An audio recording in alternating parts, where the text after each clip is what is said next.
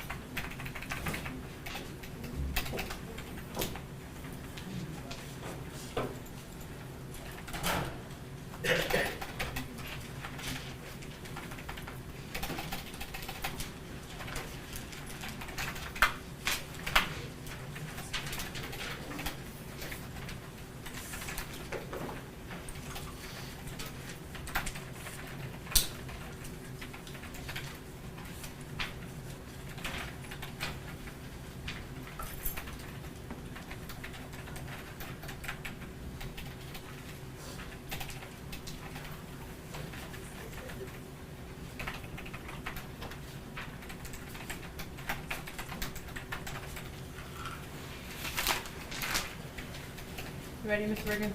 Ready. Okay, we are back on the record. This is case 2459617, the people of the state of Michigan versus Jarvis Butts, charged with count 1, homicide, murder, first degree, premeditated, count 2, child sexually abusive activity, count 3, criminal sexual conduct, second degree, person under 13, defendant 17 years of age or older, with the habitual offender fourth offense notice with a mandatory 25-year sentence. I do not need appearances. We are continuing from a lunch break with all parties present. And are the people ready to proceed? Yes, Judge. Okay, you can call your next witness. Judge, at this time, people will call Officer Christopher James.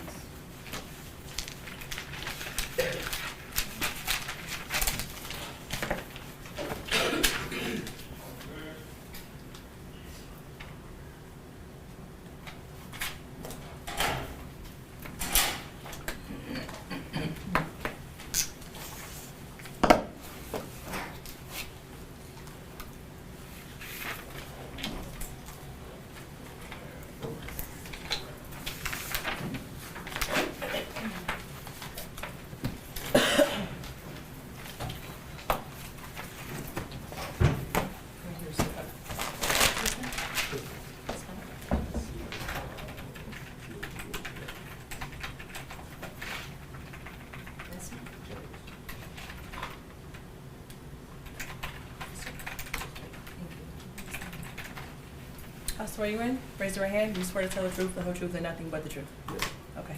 Go ahead and take a seat. Just watch your steps going into the box.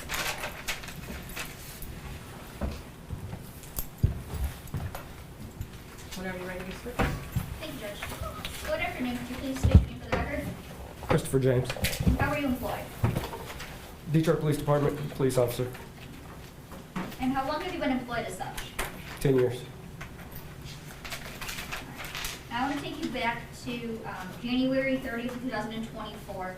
Were you employed as a police officer with the Detroit Police at that time? Yes. And were you in a different unit than you are now?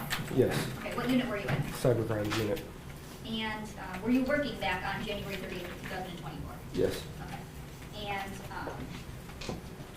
did you get a chance to perform, well, I guess in your role in cybercrimes, what is it that you did? For cell phone forensics, or Would that include like extractions from phones, extractions from tablets, computers? yes. Okay. And Did you get a chance to perform an extraction on a tablet back on January 30th, 2024? Yes. Okay. And who was this who got that tablet from, if you remember? I don't recall. Okay. Do you know if it was from Detroit Police or Detroit Public Schools or something else? Detroit Public Schools. Okay. And when you perform an extraction from a tablet, what is it doing? What do you do? It's pulling the data from the phone. Okay. And is it like making a complete copy of what's on that device? Yes. Okay. And when you perform that extraction, what do you do once you perform it? I'll place it on the disk and turn it over to the officer in charge of the case. Okay. And that disk that you place on evidence, would that be a fair and accurate copy of the phone extraction or the tablet extraction that you performed on the tablet for this case? Yes. Okay. And you're not moved for the admission of just the phone or the tablet extraction, and I believe it's exhibit. It's going to be proposed exhibit 59. Any objection? No objection. It'll be admitted as People's 59. Thank you. And when you perform an extraction, can you generate what's called extraction reports? Yes. Okay. And Your Honor, may I approach? Yes.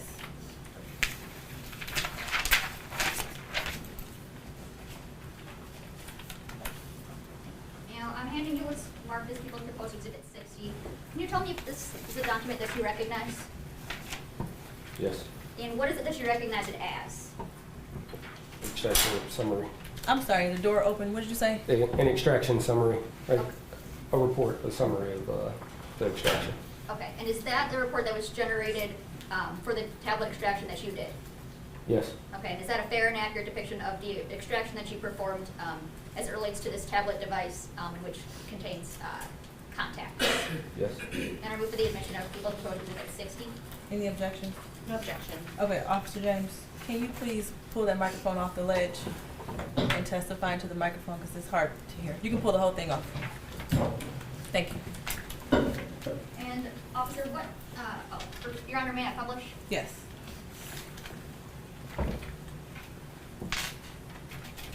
So I can follow along with you. Fair to say that you are the examiner name, that would be you. Yes. And your organization is the Cyber Crimes Unit, Yes. and the investigator is listed as a Detective Gardner. Are you familiar with that person? Yes. Okay. Who is that person? Investigator with the Detroit Public Schools. Okay. And what type of tablet is it that you extracted? Amazon tablet. Okay. And in this report, going on to page 2, when you do an extraction, you're able to, I guess, select parts of a device that you want to extract. Is that fair? Can you ask that again? I'm sorry. When you run a report, are you able to select parts that you want to run a report for? Yes. Okay. And so in this case, as it relates to contacts, on page 2, tell me what type of contact is number 1? Instagram. Okay. And what is the name associated with that? J-Bo. And what's an interaction status? A chat participant. Okay. And do you know what that means? That they were being involved in a chat. Okay. And in box number 1, where it says, let's go to box number 2, where it says user ID. Is that the user ID that would be associated with that Instagram account? Yes. Okay. And can you read that user ID for me? It's going to be 119-202-339-467-400. I'm talking about for row number 1. Roll number 1, Yes. 262-854-051. Okay. And what's the username associated with that? J-Bo back to the money. Okay. And there is a contact number 2. Is that fair to say?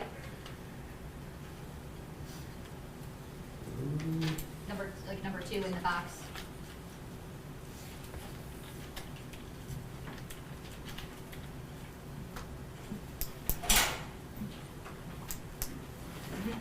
You mean a phone number? No, the second account. Number 2, Yes, number 2. What kind of interaction status is that? friend. Okay. And what's the, Friend. okay, and what's the name associated with that? Jago. Okay, and what kind of user in box number 2 under entries, there's a user ID, what kind of user ID is that? Facebook. Okay.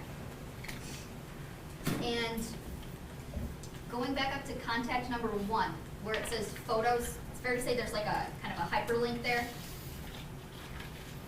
Yes. Okay. And would that indicate that there is something attached to this contact? Yes. Okay. And it says photos. Would it be fair to say that would be a photo that was attached? Yes. Okay. And I believe that's going to be page 3 of that report. When you click photos, this is the photo that would come up under that Instagram account? Yes.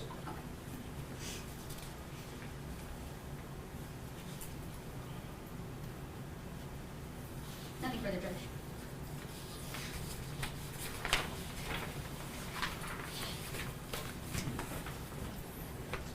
Your Honor, we have no questions. Okay, you're done testifying, aren't you? Thank you. James, thank you.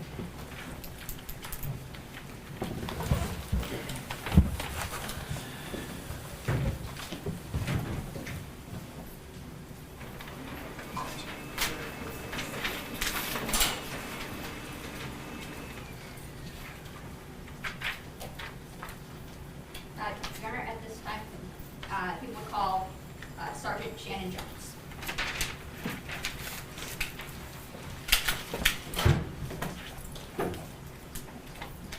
First name, Shannon, S-A-J, and last name Jones, J-O-N-E-S. Do you swear to tell the truth, the whole truth, and nothing but the truth? Yes, ma'am. Okay.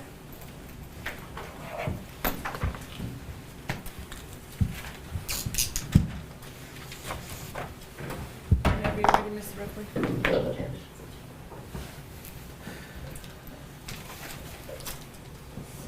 Good afternoon. Could you please state your name for the record? Shannon Jones. And how are you employed? I am a sergeant with the City of Detroit Police Department. And are you assigned to a special unit or division? Yes. And what is that? I'm assigned to homicide, missing persons unit. And how long have you been employed in that role? I've been at missing persons since 2013, And before that, where were you at? patrol. Okay, and how long were you there? I've been on the department for a total of 24 years. So throughout the prior years to missing persons, I had various assignments.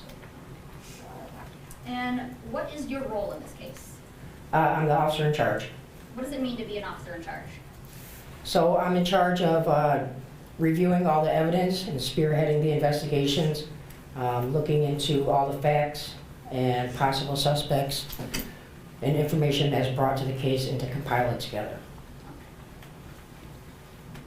And what would be some common duties that you would do in partaking in those roles? When it comes to missing persons, specifically those type of cases, Yes. so a missing person case, when someone's reported missing, we always go out to the home, search the home, talk to family, and try to get a good timeline of when that person was last seen, their common habits, where they are supposed to be, has any patterns changed, are they not going to school, not going to work.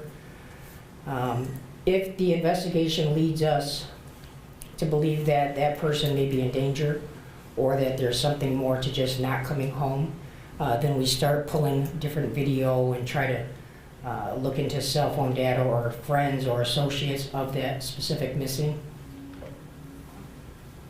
And in particular, have you investigated what would be known as a no-body case before?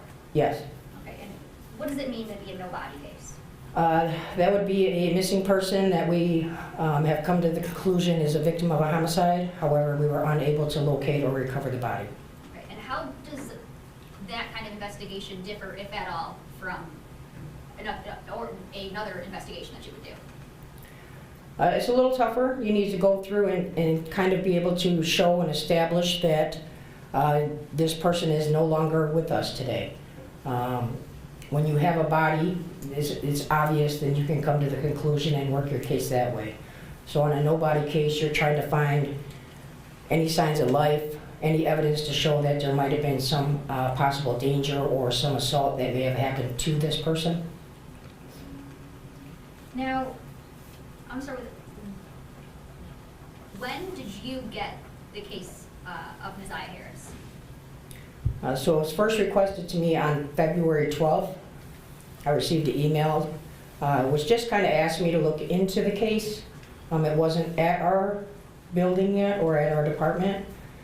I looked into the case when I saw that DPS was initially assigned the case, and I had reached out to Lieutenant Harris from DPS to kind of ask for an update on where they were, kind of see how the case was progressing and any evidence that they may have had. Okay. So, after that, how did it come about that you got this case? So after meeting and discussing with Lieutenant Harris and reviewing the different things, it was determined that there had been enough suspicious possible things connected to her being gone. Number one, she's never been missing before.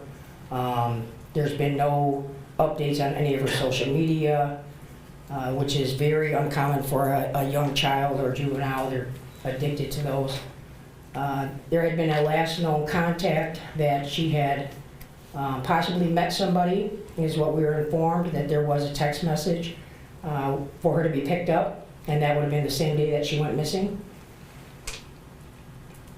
So, when you first officially received this case, what is it that you do right off the bat? So this case was a little different because we kind of had to go back. We were already a month behind.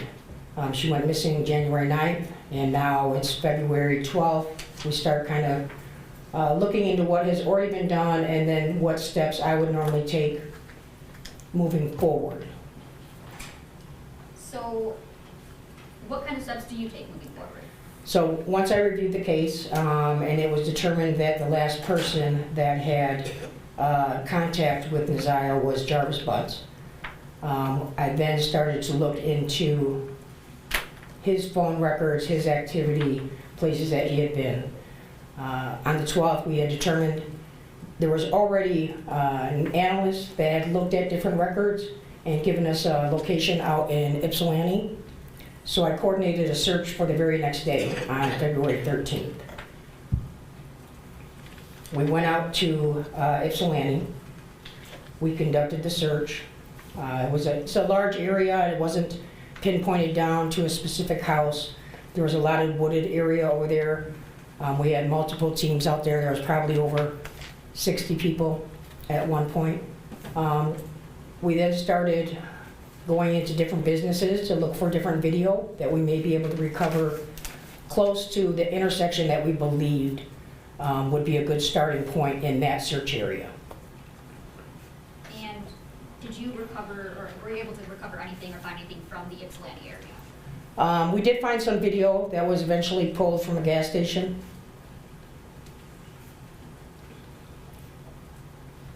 And what was, I guess, the condition of that video? So the video is from a gas station. It shows the intersection, I believe it's Michigan and Carpenter, which is actually, I think that is like a Springfield township. It's kind of like a little small city just outside of Ypsilanti.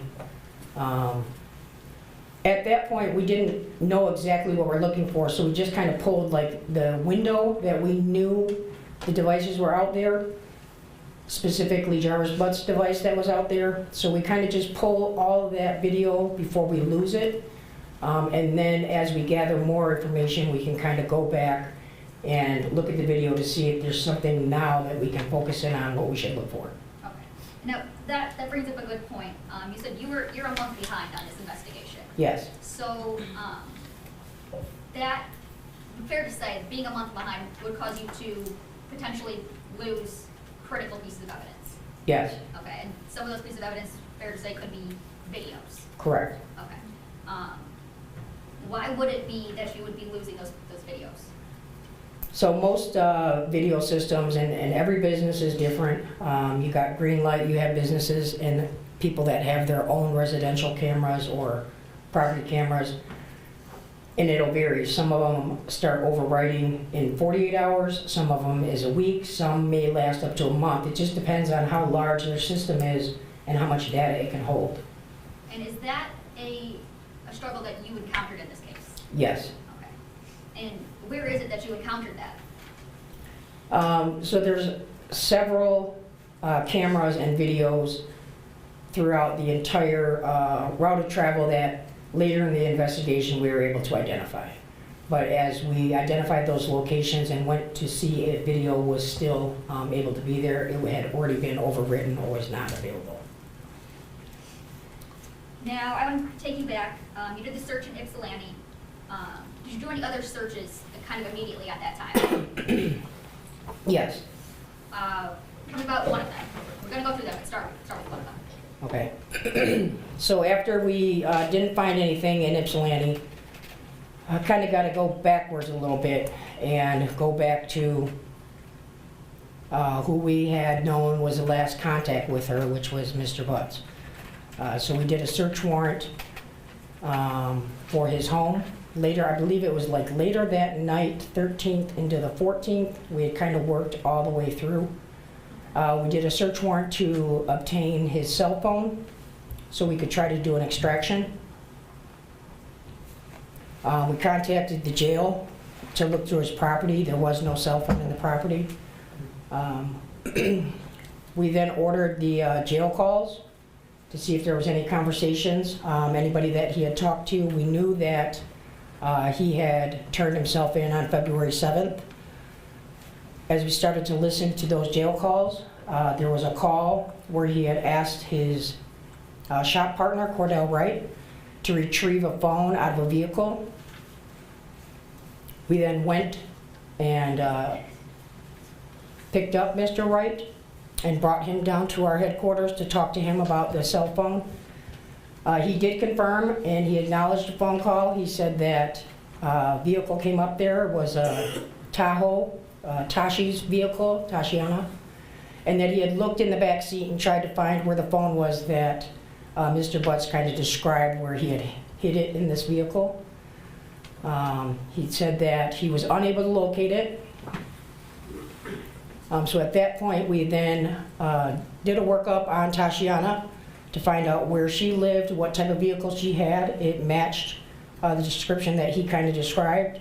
We did a search warrant for her home in an attempt to locate the cellular device and any other possible evidence that may help us and direct us to where Neziah is. Okay. So I'm going to backtrack a little bit. You started off with did a search warrant at Mr. Butts' home. Yes. And would that be the one on Wilshire? Yes. Okay. And did you find anything at his house? Yes. And what is it that you found? So from his home, we had recovered, there were some electronic devices. We recovered some phones, maybe a tablet, and we recovered his ID, wallet, and a firearm that was with his wallet. I believe there was 2 actual firearms, and then there was a long gun, a rifle that was in the closet. And did that search warrant include a vehicle? Yes. And what kind of vehicle did it include? It included all vehicles that we believe may be associated. At that time, we impounded a Cadillac Escalade. Now, you said that at that point you knew that Mr. Butts had turned himself in is it the Wayne County Jail? Yes, And that was back on February 7th, 2024. correct. And at that time, did you know how long he was serving his sentence for? We had got information that he was possibly going to be there till December. Okay. And that would be completely unrelated to, that sentence is completely unrelated to your investigation? Yes, Okay. And then you said that you had pulled some jail calls, and that's what led you to Cordell Wright. correct. And that that jail call that you had listened to, that was previously admitted as People's Exhibit 1? Yes, Okay. And that led you to Tashiana Davis. correct. And then you subsequently executed a search warrant at her house. Correct. And is that on Knapp Street? Yes. Okay. And she had a vehicle there that matched the description that Cordell Wright had given you? Yes. Okay, and would that have been a Chevy Suburban? Yes. Okay, and then you subsequently searched that vehicle? Yes. And what is it that you found in that vehicle? I found in that vehicle a iPhone 11, and it was in the exact area that Mr. Butts had described to his shop partner Cordell, where it would be located. Okay. And that phone, okay, so ultimately, after you do that, what's the next step that you took? Well, we had to identify that that was the actual correct phone. It was in the right place, but we still needed to get it to our headquarters and download it. We had the phone there. We made a call to 911 from that phone in order to see what the identification number was to try to verify, so we weren't just taking random phones. It did come back to Jarvis Butts' phone number that we were looking for. The phone was then placed on evidence and taken to our base. And what's the next thing that you did after that? So after that, the phone now is getting processed under the search warrant. It is given to, was given to Detective Markle, where she processed that. We then continued, we had searched the residence on Wilshire, we had searched Neff, we also executed a search warrant at 9000 Connor. And what's 9000 Collar? 9000 Connor is the location that was identified that Jarvis Butts worked at with his shop partner. And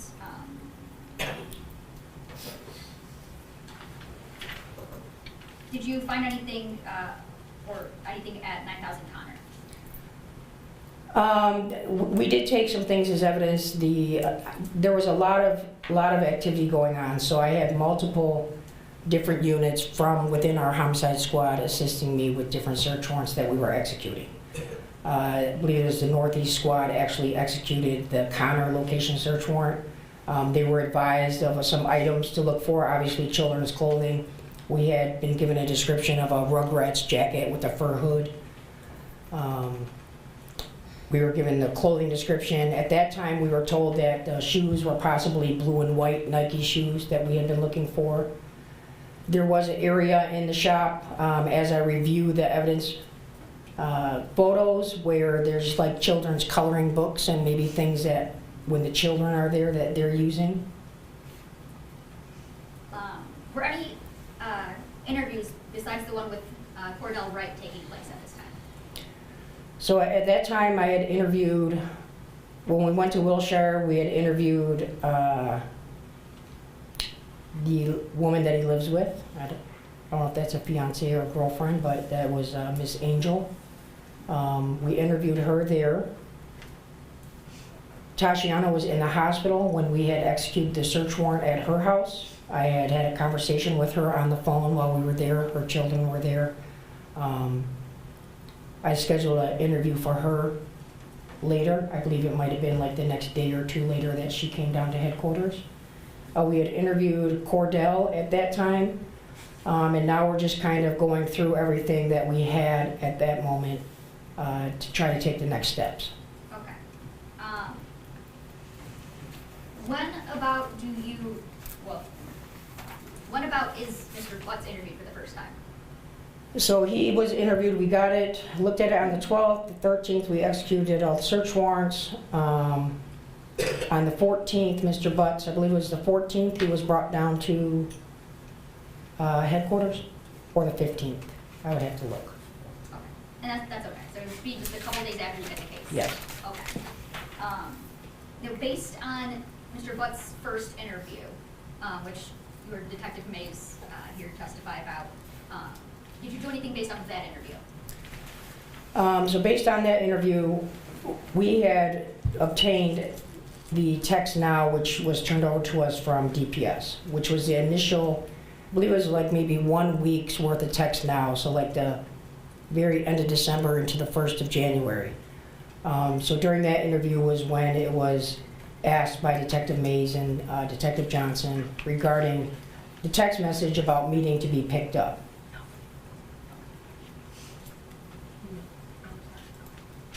Now, if you know, can you estimate about how many search warrants did you execute?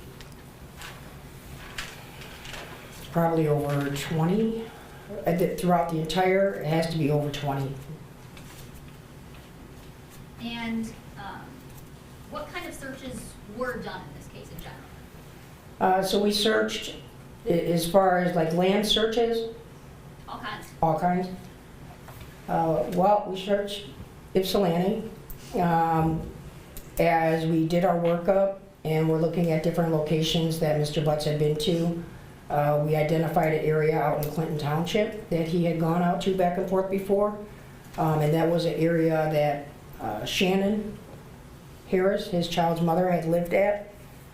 So this was kind of like a route out there, and we located, there was like a big retention pond out there. So that was another place that we had dive teams come out. We had the helicopter, the cadaver dogs, and we searched out in Clinton Township. As we start breaking down the phone mapping a little bit more on Mr. Butts' phone, it kind of led us to 7 Mile and Berg. What's out in 7 Mile and Berg? So 7 Mile and Berg, there is a vacant parking lot on the southwest corner. It used to be a golf course. So the entire south side of 7 Mile, from Berg, and then heading back east, used to be a golf course, which is now shut down. And then on the other side of Berg, there's a parking lot where it has like a vacant building, which used to be the clubhouse for the golf club. And then right behind that parking lot is the Rouge River. And when's the first time that you get out to 7 Mile and Berg? We went out once. It was probably maybe a couple weeks later that we went out there. We went out there once, and I remember it had snowed. So when we went out there, it wasn't as easy to search. We're kind of looking if somebody was just placed out there or if something was easily identifiable, but because of the snow, we knew that we were going to have to come back again once that melted because it'd be easier to see underneath. Okay. And so do you go out there again? Yeah, we've been out there multiple times. I've probably been out there 7, 8 times, all with various dive teams. We searched the complete river from 8 Mile all the way down past 96 on foot with cadaver dogs, in boats, in the water. There's several log jams. We had state police actually had their helicopter fly the entire route so we could GPS all the log jams. We had to coordinate with specialized teams to come in to help cut these log jams apart, which go throughout the river. And then throughout the season, obviously we had some rain, so the water goes up and down, which now brings the debris onto the land, so you have to actually search the land a couple hundred feet. And in some places that the water has pulled debris. We searched the homes, as I said, searched the vehicles. So when you're out there at 7 Mile and Berg, do you have an idea of what you're looking for?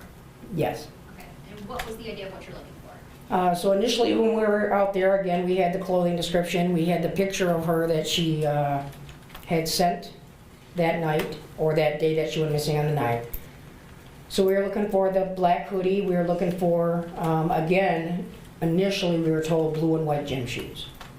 Now, is there a time where that changes? Yes. Okay, and what is it that makes that change? So as we go out to areas and search, when we leave, a lot of times large community groups may go out there, right? And they saw that we were at 7 and Berg, and I know people come out there to help. There was a group that had been out there and they were recording, and they saw a pair of Nike shoes, which were the red and black. We were alerted of those on our initial search. It's documented in our river search report. but because we weren't focused on the red and black, and we were looking for blue and white Nike shoes, we left them there, but we did GPS the coordinates. Go So ahead. that would have been Border Patrol Agent Wyatt Barnes? Yes, Okay, you heard his testimony? yes. All right, continue. Yep. So on our initial search, we knew they were out there. The pink hoodie was identified, but we didn't collect them because, again, we didn't have anything about a pink hoodie or a pink onesie, and the shoes weren't matching. And there's a lot of clothing out there. There's a lot of shoes out there. There's people's clothes. There's all type of debris. So I can't collect every single piece of clothing and article that we find. Later, I get the information that as the search team is out there, they had called 911 because they saw these shoes. And they posted a picture of these shoes somewhere or sent it to Naziah's brother. Naziah's brother then reached out to me and he sent me a picture of Naziah wearing the black and white Nike shoes. Once I saw she had the exact same shoes on that are depicted, that were described out there, I knew immediately where to go. I gathered a couple members of my team and we immediately went back out to where the shoes were GPS located and recovered the shoes. As we were there, that's when we found the black hoodie and then the pink jumpsuit that had been laid out by Agent Wyatt. Okay. Now, as it relates to those red and black Nike shoes, you had a photo that they were associated with Naziah in some way. Did you ever end up asking Annette to see if those shoes were still in Naziah's possessions? Yes. Okay. And did you ever end up recovering those pairs from Annette? No.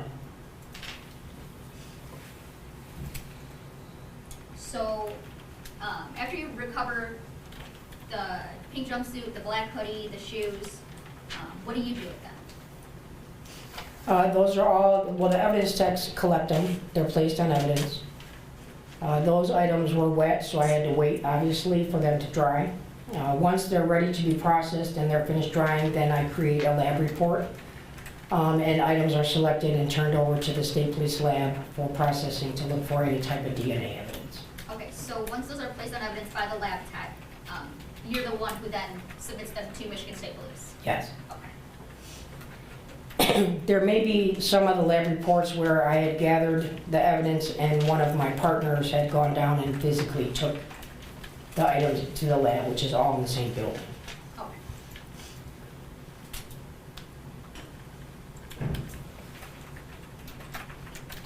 Now,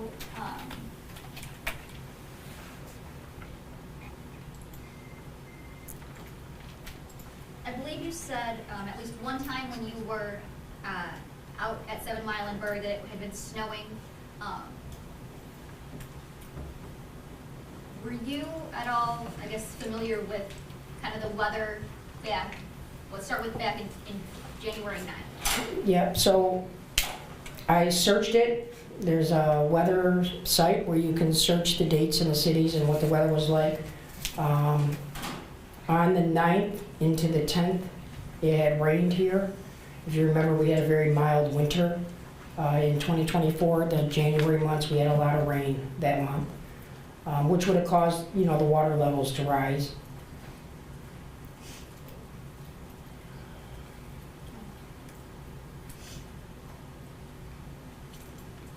Now,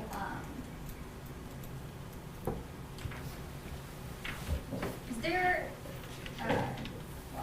did you interview a Tijuana Butts? Yes. Tell me how that came about. Tijuana actually reached out to me. Shannon Harris had reached out to me. She had had a conversation with Tijuana. She asked if it was okay for her to give her my phone number. I told her that that was fine. She gave me a call. She said that she was the sister of Jarvis Butts and that she was concerned that she may have seen Naziah but wasn't sure on the date and if she could come down and talk. Okay, and that's all what she had testified to that you had heard? Yes. Okay. Now, when you also heard that she had given Detroit Police consent to look at her phone locations and perform a phone extraction. Yes, And that Detective Sarah Markle is actually the one who performed that extraction. yes. Did you yourself look at the phone location data that was on Tijuana's phone? Yeah, so even before we extracted the phone, when she was in there in the interview, she had given me consent to look at her phone. She wasn't quite sure how to get to the locations. She had Google on her phone, so we went to the Google Maps, went to her timeline, and then specifically clicked on January 9th to see if it showed her route. When we got to the January 9th date, it was confirmed that that is the date that she was at 9000 Connor. And it helped us with the timeline of when she was there compared to when we know Mr. Butts left that location to head out to Ypsilanti on the 9th.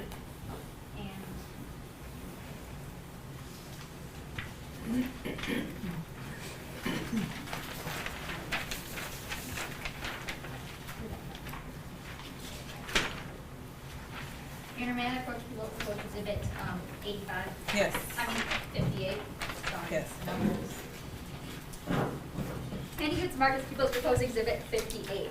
Can you look at that and tell me if you recognize it?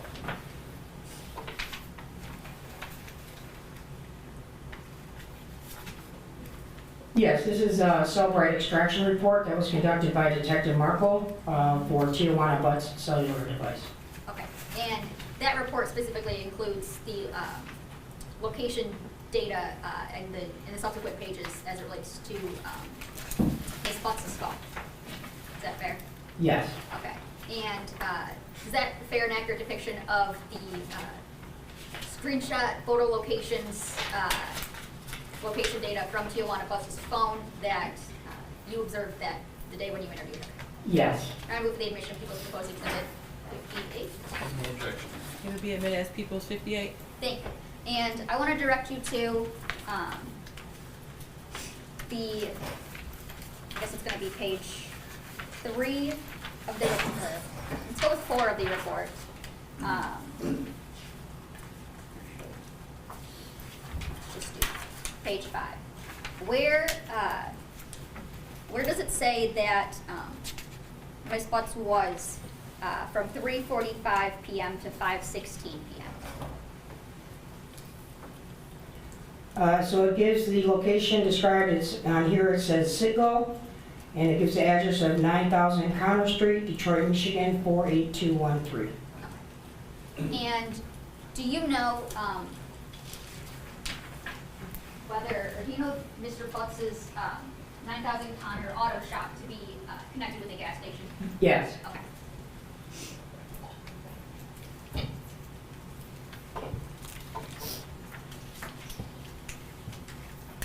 Now, to go back just a little bit, you said you were kind of going through all the phone mapping in order to kind of backtrack as to where your investigation goes and where you should search. yes, And those maps were testified to by Sergeant O'Rourke. yes, Okay. Now, she mapped certain locations, and she believes she stated that you had given her some of those locations to map. correct. Okay. Now, I want to direct you to, in People's Exhibits 33, 34, Sarah Manager. Yes. The blue dot here, what is it that indicates, and what is the importance of that?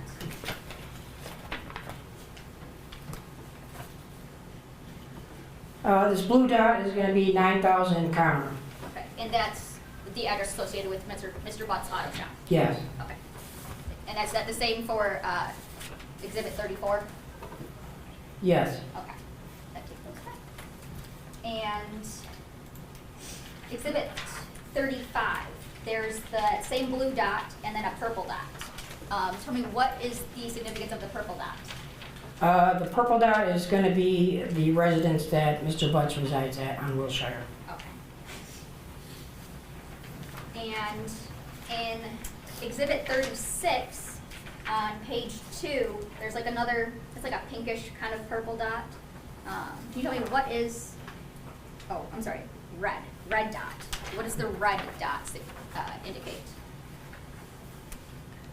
The red dot is going to identify 20,000 Harper, which was the Park Crest Motel. Okay. And on page 4 of 4, there is a lighter purple dot along with that red dot. What does the purple dot indicate? That dot is going to indicate 4 East Alexandrine. Okay, and what's the significance of 4 East Alexandrine? Mr. Butts has a different girlfriend that lives at that location.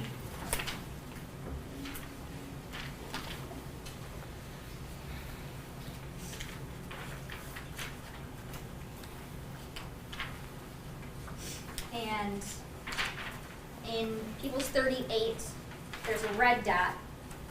Which dot is that? That would identify 7 Mile and Berg. Okay, and is that the same 7 Mile and Berg? You tell me. What was found at 7 Mile and Berg area again? 7 Mile and Berg area is where we identified the hoodie, the pink jumpsuit, and the shoes. And it's also the area that Mr. Butts' phone was mapping with. There's an additional search area that I did not include when she had asked me before, and that was where the ID was found. We had found the ID or received the 911 call for the ID before we went back the second time out for the shoes at 7 Mile and Berg. So we had also searched all the Evergreen. There's the Henry Ford High School over there. We searched behind the school, the wooded areas, and all the vacant homes in that surrounding as well. And that would have been the ID that Ms. Smith had recovered. Yes.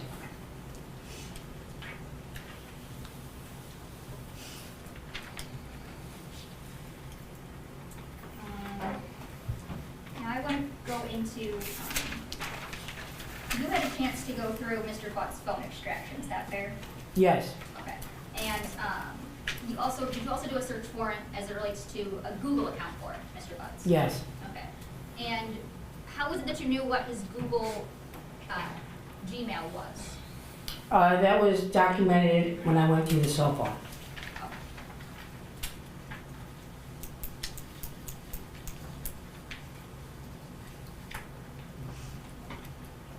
And you got a chance to go through, or you sent a search warrant to Google for it, right? Yes. Okay, and you got a chance to go through that search warrant return? Yes. Okay, and that's the search, or that's the Gmail account that would be associated with Mr. Butts? Correct.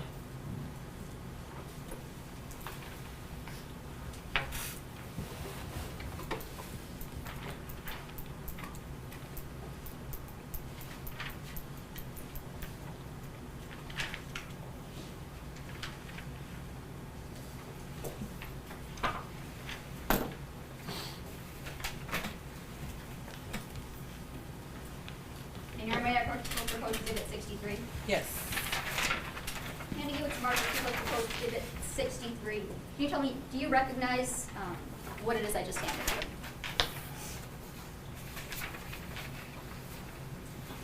you? Yes, this contains Jarvis Butts 82 at gmail.com, which was his Google subscriber information. And that's the first page. And the second page is, what would those include? The next page includes searches that I located inside that Google return that we received from Google. Okay, and does that document fairly and accurately depict what it is you received back from Google as it relates to a search warrant for Jarvis Butts 82 at gmail.com? Yes. And I move for the admission of people's proposed exhibit, I forgot. 63. Any objection? No objection. It'll be a minute as people 63. Okay, now I want to go back to the first page, into the, with the subscriber information. Tell me, who is the subscriber? So it has a Google account ID number, then it gives the name that says Jarvis Butts. It has an email address, jarvisbutts82 at gmail.com. There's also a phone number that's connected to it, which is 313-585-8719. And is there a birthday associated with that?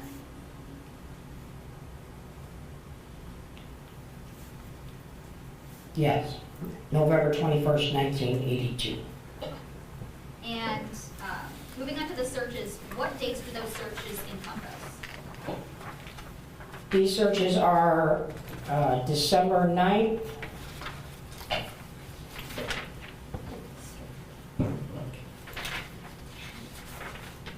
Of what year? yep, December 9th, 10th, and 11th of 2023. Okay. And it's fair to say that those are the entirety of all of the searches from those days? It is not all of them, no. Those are just select ones from the Google return? Yes. All right. Starting with December 9th, tell me which ones that we have in that exhibit. So the first, you want me to read the ones that are just highlighted, or you want me to start at the top of here?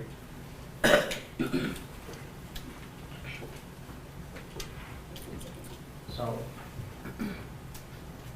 The ones that are highlighted. okay. Just start with the ones that are highlighted. Yeah, so this search was December 9th, 2023 at 3:32 UTC time. So you would actually have to subtract 5 hours, which would make it the night of December 8th. And the site is, what's visited, it's Drink Me and Abort Your Baby, the Herbal Abortion Tea by Maya. And what about the next one after that?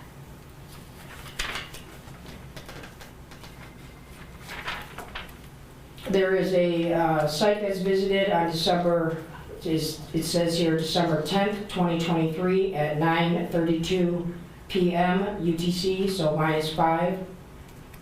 And the site visited is plannedparenthood.org/learn/abortion/the abortion pill. The And- next Yes, The next search is immediately after that, so December 10th at 9:32 p.m. UTC, the abortion pill, get the facts about medication abortion. There is a search that was conducted before that on December 10th, 2023 at 9:31 p.m. UTC. And that site is plannedparenthood.org/blog/can I use herbs to have an abortion at home. And The next one is December 10th, 2023 at 9:31 p.m. UTC. Can I use herbs to have an abortion at home? Planned Parenthood. the next one? The next one is December 10th, 2023 at 9:36 p.m. UTC, so again, -5 hours. And that site is, it's ansirh.org, research, over-counter medication abortion. Search December 10th, 2023 at 9:36 p.m. Over-the-counter medication abortion, and that's from that same place before, ANSIRH. December 10th, 2023 at 9:32. Planned Parenthood, abortion, the abortion pill, how do I have an abortion using only misoprostol, misoprostol. The next search, December 10th, 2023 at 9:32. Planned Parenthood, learn abortion, the abortion pill. So it's like the same, back and forth to the same site. On December 11th at 11:43 p.m. UTC, so minus 5 hours. Specifically is searched is, can I drink red antifreeze? Again, that same item is searched again right after the same time, 11:43 on December 11th, 2023.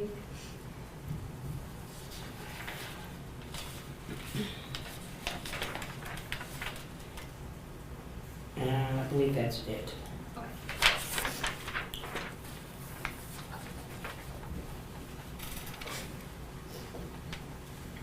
Thank you.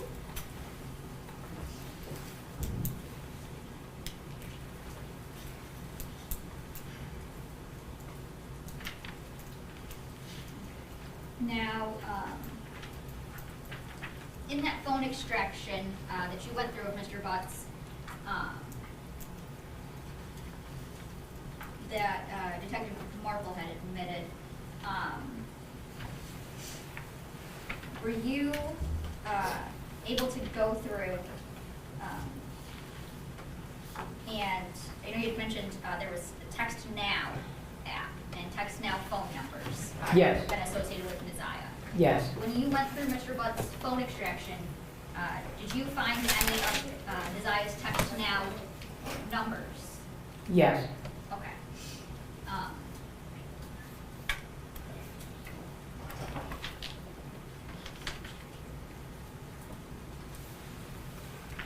And do you recall if what was on his phone? First of all, did you eventually do a search warrant for TextNow? Yes. Okay, and did you receive messages back from TextNow? Yes, so the initial TextNow messages, again, DPS had done those and they had only gone back like a week. I had another search warrant submitted to TextNow and requested to go back to January 1st of 2023. Okay. And when you found these TextNow messages on Mr. Butt's phone, did those include all of the messages that you got back from TextNow, or just only parts? It's all the messages through TextNow that were to that number that was assigned that Messiah was using on TextNow. That's what you got back from TextNow? Yes. But I'm talking about on Mr. Butt's phone. Oh, Mr. Butt's phone specifically was just the messages from TextNow between him and Messiah. Okay, and did it include everything that you received back from TextNow, or? No. Okay.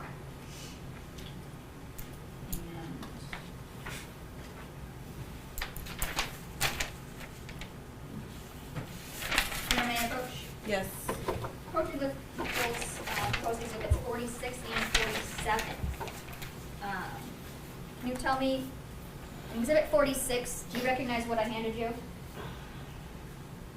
Yes, this is a extraction report for a iPhone, and it was for phone number account 313-585-8719. And this is the section in that extraction about messages. Okay. And is that exhibit, proposed exhibit 46, is that a fair and accurate depiction of the messages that were on Jarvis Butts' phone between his phone number and the number 213-743-3173? 231, yes. 231. Yes, 231. Yes. Sorry, numbers. 231-743-3137. Yes, Okay. And those are the ones that you had seen on Mr. Butts' phone. correct. And I move for the admission of people's proposed exhibit 46. It would be admitted as People's 46. Okay. And those cover a period of October 7th, 2023 through November 23rd, 2023. Is that fair? Yes. Okay. And now I want to show you proposed exhibit 47.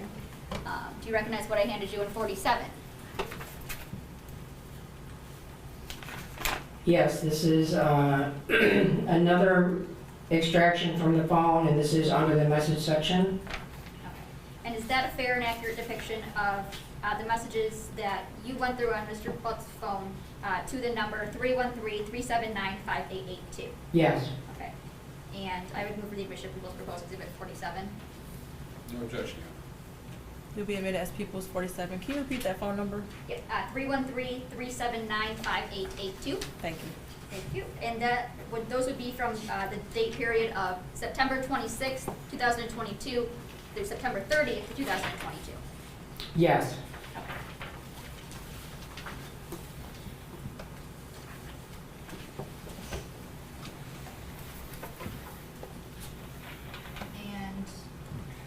And now I want to show you what's already been admitted as People's Exhibits 15 and 16.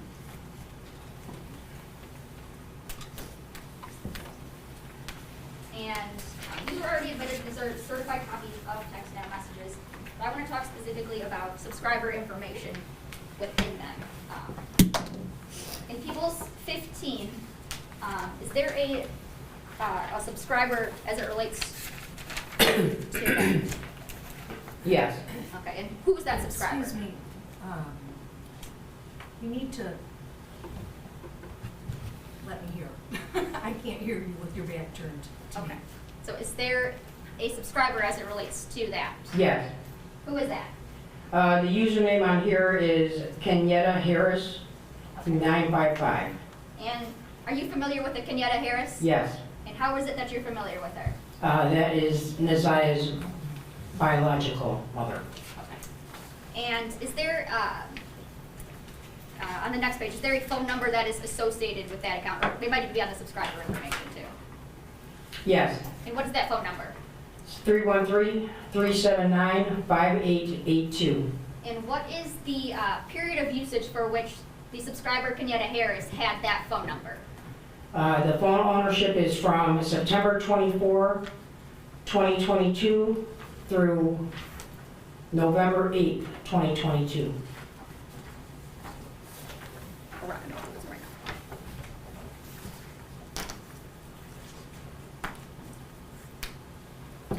And for the subscriber information in People's 16, can you tell me who is the subscriber there? The subscriber here, the username is Nazia Harris 74. Okay. And is there a phone number associated with that? Yes. What is that phone number? 231-743-3137. Okay. And is there a phone ownership date period for that? Yes. What's that date period?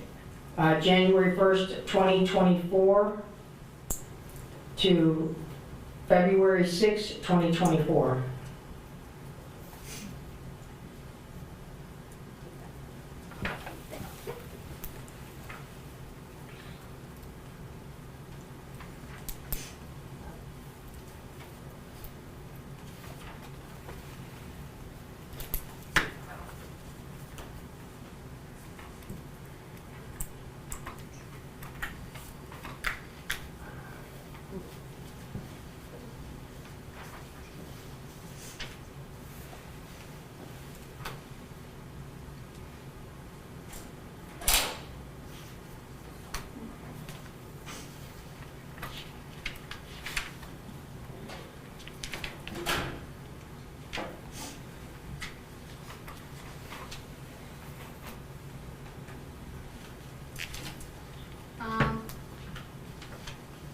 Are you familiar with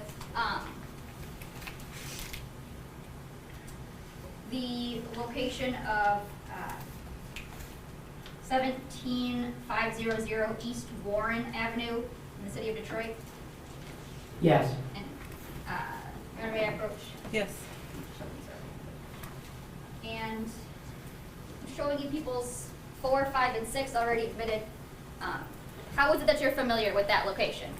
This is Frank's Auto Repair. It's located on Warren, right at Neff, 17500 East Warren. This is a location that Jarvis Butts worked at prior to working at 9000 Connor. And that's in the city of Detroit, Wayne County? Yes.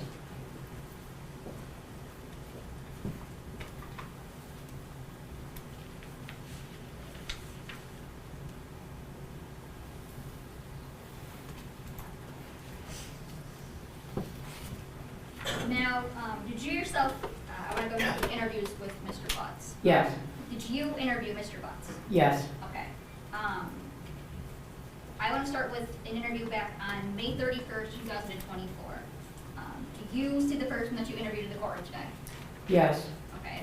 Can you point to him, tell me a photo of the clothing that he's wearing? yes. He's sitting behind the defense counsel. He's wearing a face mask and he has the Wayne County green jumpsuit on. And Your Honor, would the record reflect that witnesses identified defendant Jarvis Butts? So reflected. And we've been talking this whole time about a Jarvis Butts. Is that the same Mr. Butts in the courtroom today? Yes, Okay. Now, this interview back on May 31st, 2024, where was that that was at the Wayne County Jail. at? And who was all there? Myself and Sergeant Lance Sullivan. And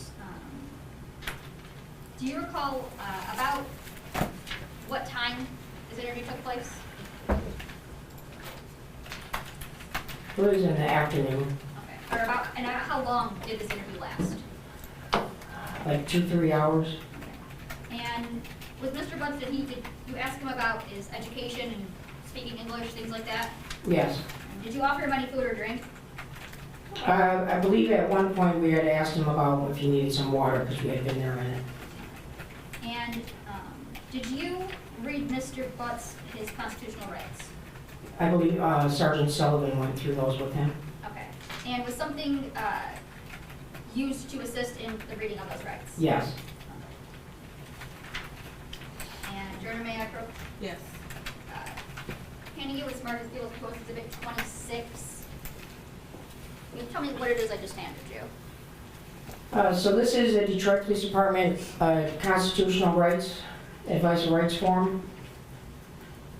And is that a fair and accurate depiction of the one that was executed back on May 31st, 2024 with Mr. Butts? Yes. Your Honor, I move the admission of People's Proposed Exhibit 26.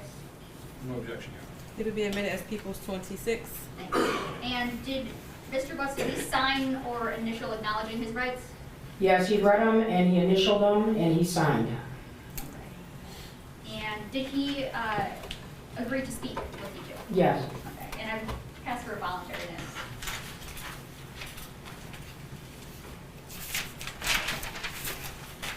Sergeant Jones, you came to interview my client on May 31st, correct? Yes. It was you and Sergeant Sullivan. Yes. Were you aware he was represented by counsel at that time? Yes.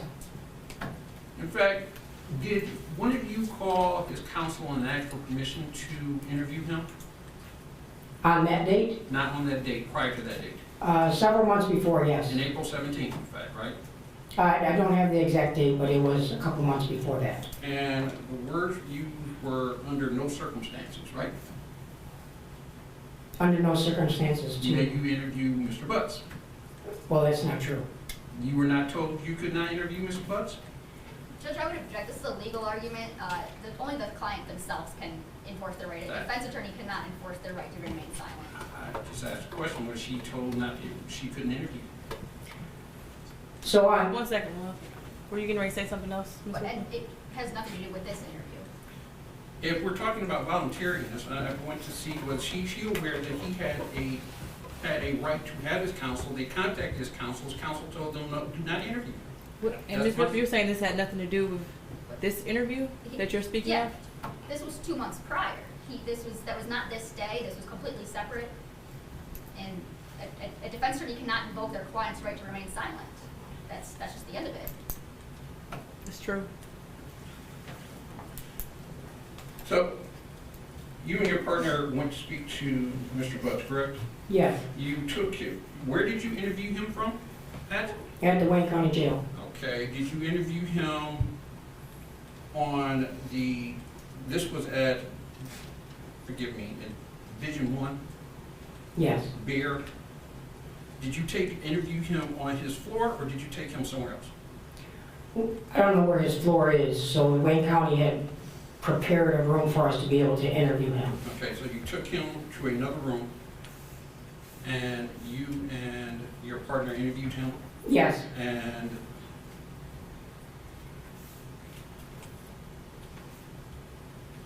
you gave him his constitutional rights, and you did not give him food or water, correct? Correct. You don't know what time of day this was? Well, I just saw the form here, so I see it's about 1 in the afternoon. Okay. Were you aware that he was working at the jail? There had been a conversation that he was given some small duties, but that it had been taken away from him. Okay, do you know if he had worked that day?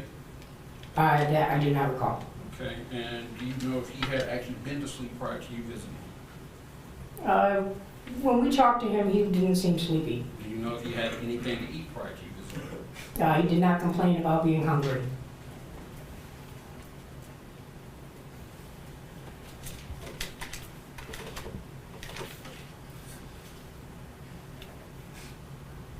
Yeah, we're going to pass voluntaries.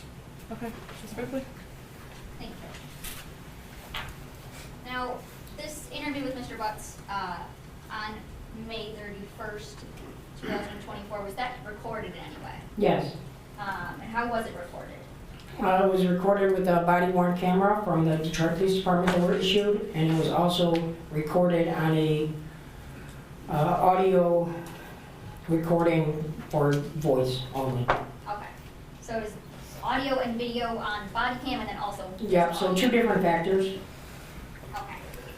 So, it's fair that you had seen this video prior to today? Yes. Okay. And when you saw that video from May 31st, 2024, was that video a fair and accurate depiction of the video interview that took place? Yes. And I move for the admission of People Proposed Exhibit 27. Any objection? No objection. It'll be admitted as People's Exhibit 27. Thank you. And for the audio, did you have a chance to prior listen to that? Yes. And was that audio a fair and accurate depiction of the audio that was recorded from the interview back on May 31st, 2024? Yes. And I move for the admission of People's Proposed Exhibit 28. Any objection? No objection. It'll be admitted as People's 28. Thank you, Judge. And you also interviewed him, well, let's go with the 31st. You're may I publish? Yes. Thank you. And I made clips this time. I'm not going to play the entire Okay. video.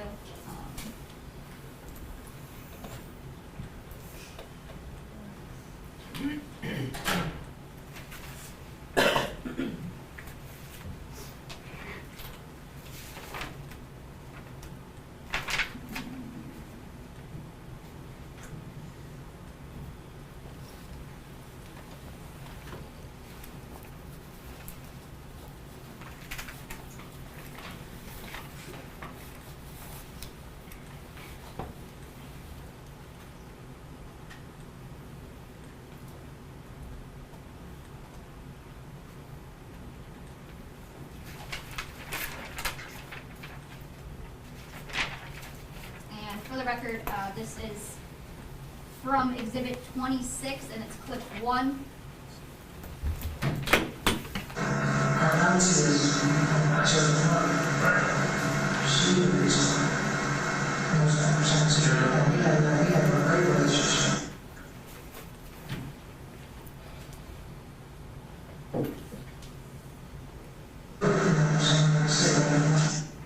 And this is clip 2.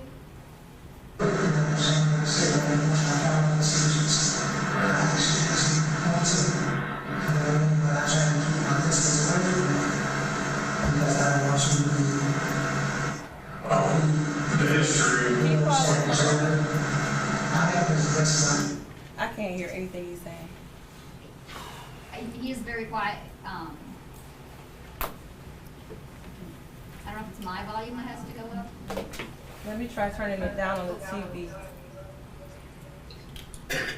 I can't hear one word.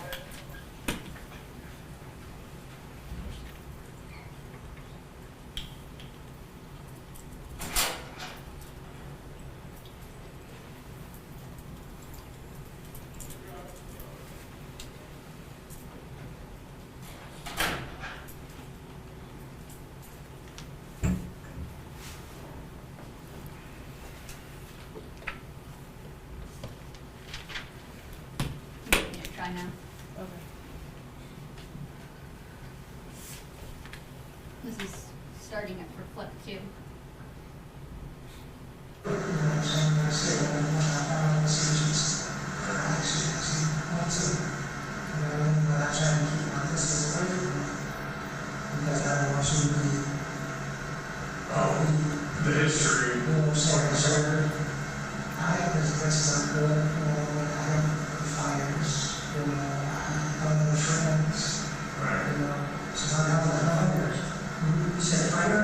flyers. And they are,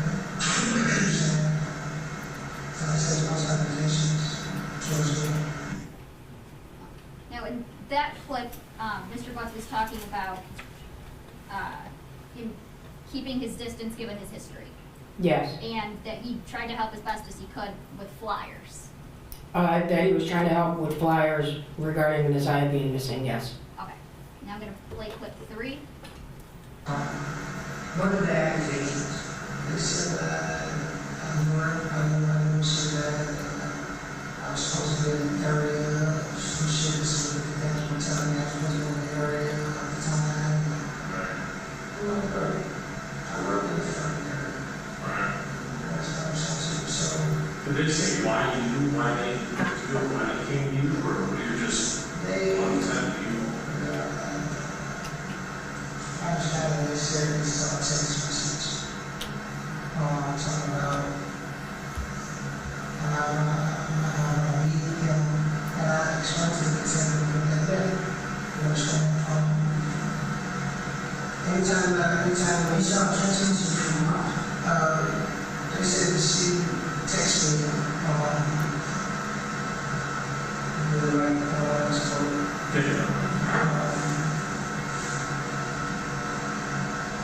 and my computer, like straight, and temperature, what's the best? I said, well, from time to time, I have to around times, and I open money, so lots of them make money that day.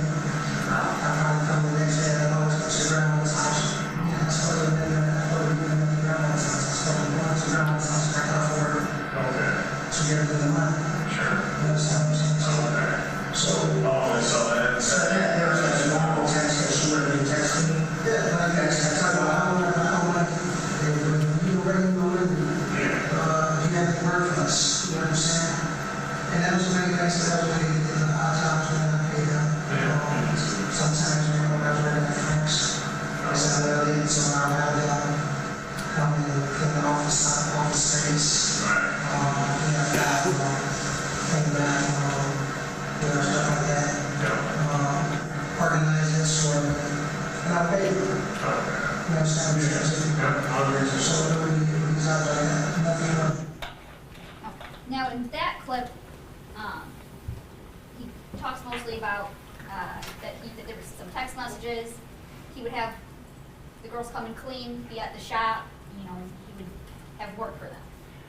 Yeah, he was talking about, he would pick up the kids, he would give them a little bit of money, and they would come clean up and tidy up the shop. Okay. And that he believes that it's normal for her to text him for work. Yes. Now, clip 4. Do you remember that? Then you tried to tell them it was for the money and they just weren't listening? Or? I remember that. At one text because we were busy then. Okay. And I never, I've seen it, and I never, but like I said, I don't think I've done it. Now, he's referring to seeing a text message but being busy. Yes. Okay, tell me what was that about? When I believe that when she was texting him, he's referring back to when he was interviewed with Detective Mays and Johnson about the messages that she had texted him, and that he had assumed that he was going to be picking them up by the grandma's house. Then he hadn't replied because he was busy working, and then he finally replied with okay. Now, you also interviewed Mr. Butts the next day. You came back the next day. Yes. What's the reason you came back the next day? We had some more questions.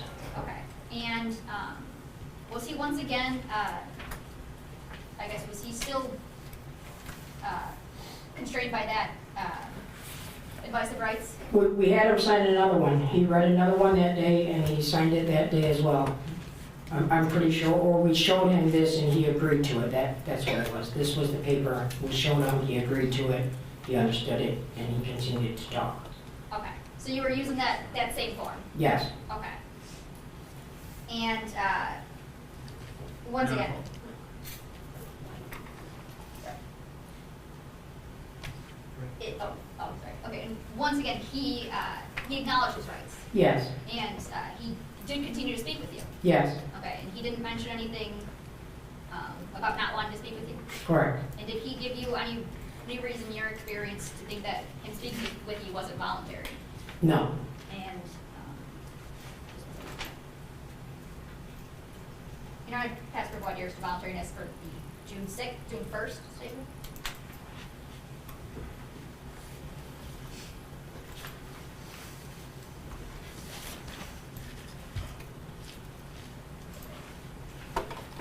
Sergeant, do you recall on June 1st, you were with your partner Sullivan? You didn't have him sign a form. well, we had presented this back to him. We had this form, advised him that this was still, if he understood his rights, and he agreed. So your words, I believe, were, you remember the form you signed yesterday. You still understand that? And did I say that, or did No, Sergeant Sullivan say Sergeant that? Sullivan said that. Okay. You want me to say what Sergeant Sullivan said? No, I just want, you went with your partner and you understand that nobody had him sign anything today. That he was re-advised of the rights from the form that he had signed the first day, and he was shown the form, and he agreed to continue to talk. Are you sure he was re-advised or told you remember signing a form yesterday? You would have to play to hear the exact, I can't tell you the exact words that Sergeant Sullivan said. I don't recall his exact words. So, Your Honor, I'm going to object to this. As I recall hearing this tape, there was no reading of rights for the second date. The only thing that happened on the second date was he was advised, do you recall signing a form yesterday? Yeah, that still applies. Do you want to play it so that I can hear it? Sure. Do you want to play June 1st begins? Probably the first time minutes.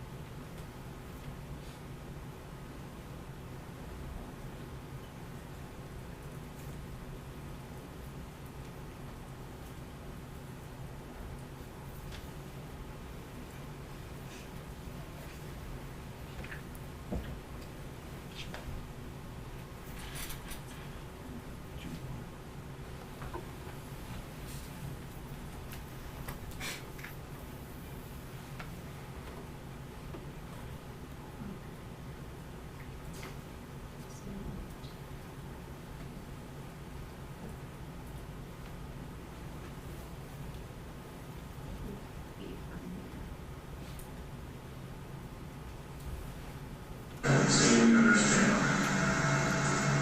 have the right to remain silent and you don't have to answer any questions. What's the name of making any statements? Sorry, hold on. Any statement on anybody? This is 5:31.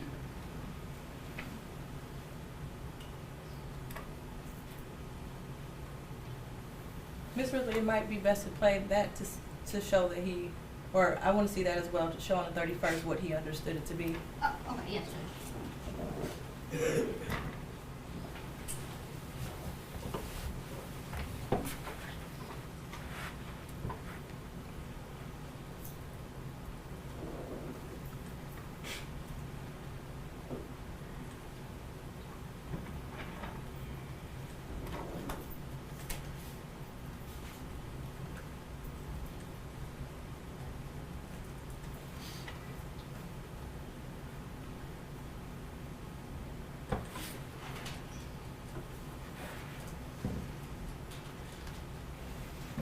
I'm sure you want to know what it is you're talking about. You gotta go over your rights as you've done before. I'm not understanding if you're familiar with them, right?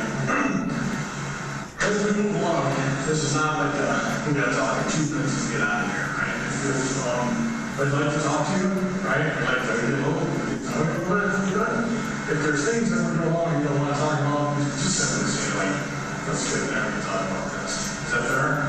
Honestly, there's no, we're not gonna flip the script. Yeah, we're not gonna flip the script, or you know, figure out there's just a lot of things going on, and we're involved in some of it. We're just trying to get like our mind wrapped around something. Is that fair? Okay, you're familiar with your rights, right? Do me a favor, should you not before you read this to me? You can read, right? Okay, I'll further go school. Okay, we're at. Where at? Oh, okay, nice. If you could look at yours, you read those, and then this one, and see if you understand them. Right to remain silent and we don't have to answer any questions. What's the name of any statements? Any statement I made or anything I say will be used against me for the law. The right to an attorney present before and during the time I answer any questions or make any statements. If I cannot afford an attorney, I will be appointed to me without opposing by the court prior to any question. I decided many times to exercise my rights and not answer any questions or make any statements. I understand that these are my rights under law, but I have not been written or promised anything, and I have now desired please ask any questions, listen to me, or make a statement. Any questions about those? Okay, do me a favor, just like initial next to each line, and then what I'll do is I'll sign it. And my partner sign it. So I'm ready to do things on there, and I'll explain exactly what I'm doing. Yes, sir. And then sign it, my signature, and the date and time. Yeah, sign there. Yeah, we'll sign over there, you sign right there. Today's May 31st already. I got one, yeah. Whatever I did do on there, my thoughts like.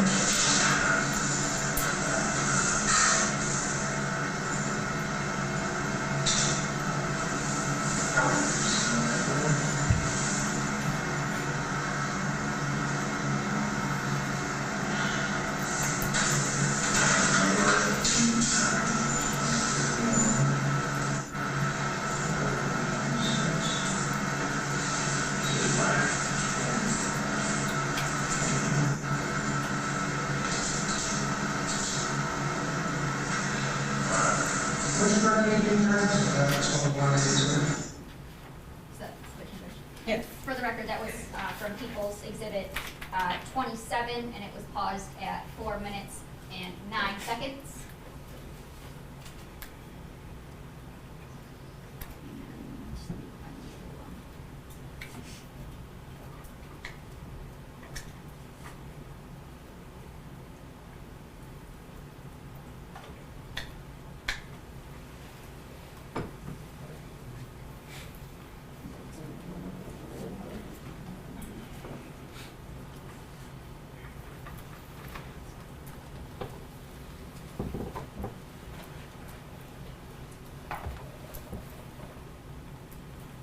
And this is playing from Exhibit 29 at 1 minute, 20 seconds.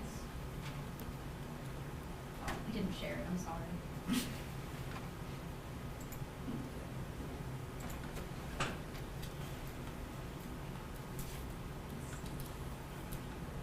Playing at 1 minute and 22 seconds. All right. Want to be a statement? Good morning. That's right. So here's my thing. We talked after we left, right? And my thinking was, I'm literally leaving tomorrow morning on a 7 a.m. flight to Boston for 2 weeks. And I'm thinking, like, how would that look like? I talked to you, I felt we had a good talk, we had certainly, some stuff that we went back and looked at, And I'm thinking, like, if I come back 3 weeks from now, they're probably like, I don't remember that conversation. I just thought if we could, if I could talk to you this morning or today, and then no one going to be gone for 2 weeks, right? So if you want to talk to me after, and this is going to be a yeah. Does that make sense? Okay, because I just thought, like, just say it, turn the table, right? You guys come talk to me, and 2 weeks for me to come back to the third week, what it is, right?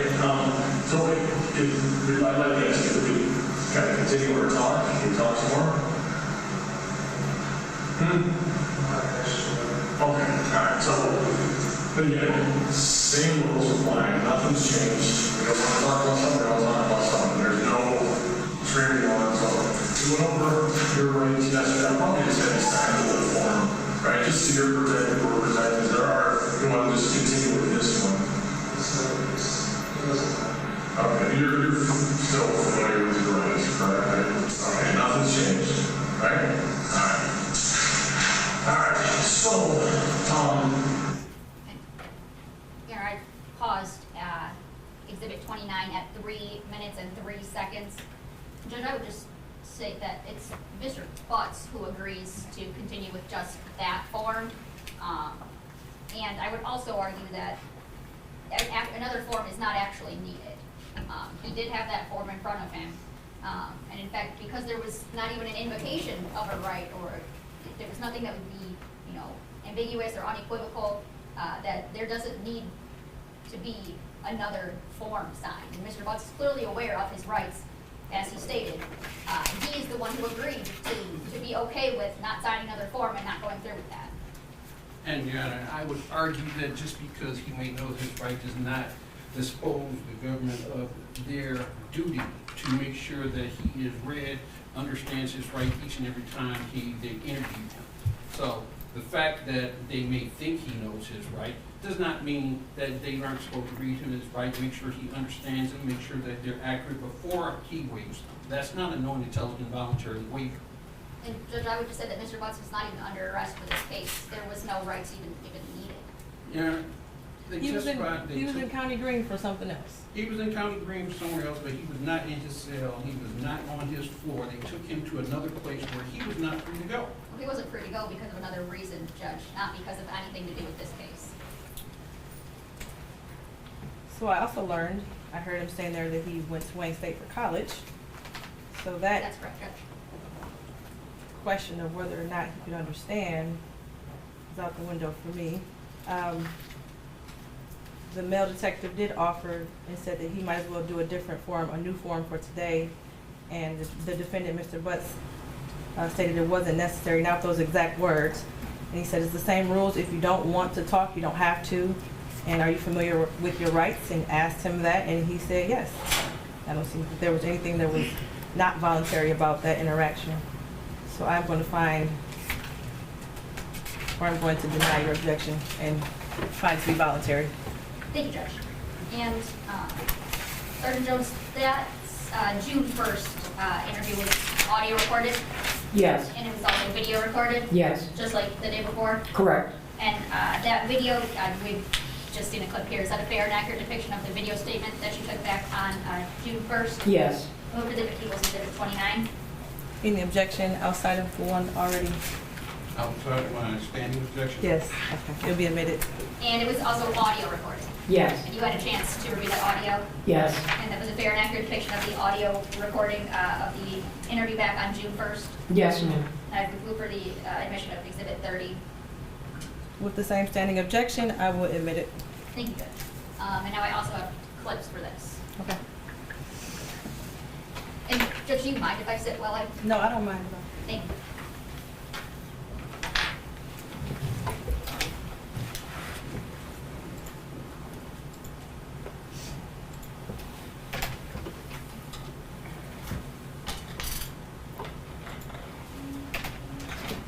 And publishing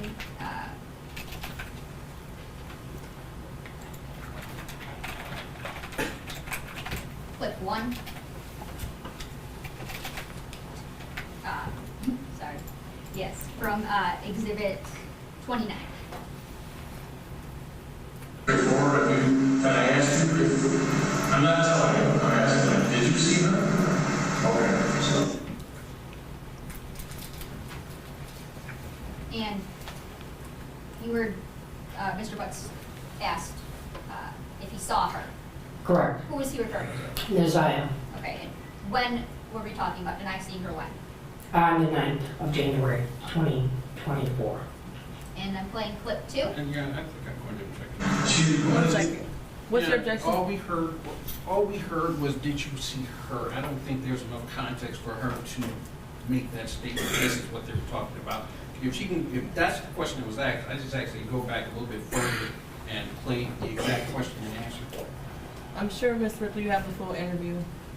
I do, Judge, but it's 3 hours long. I don't need to hear the full interview, but if she's going to answer from a simple question, did you see her? The answer is no, that all this other information applies. I'd at least like to hear that. That's all I'm saying. Judge, I would say that this entire interview is omitted. If the court wants to review that, I mean, I can go back a little further. It just might take 1 second.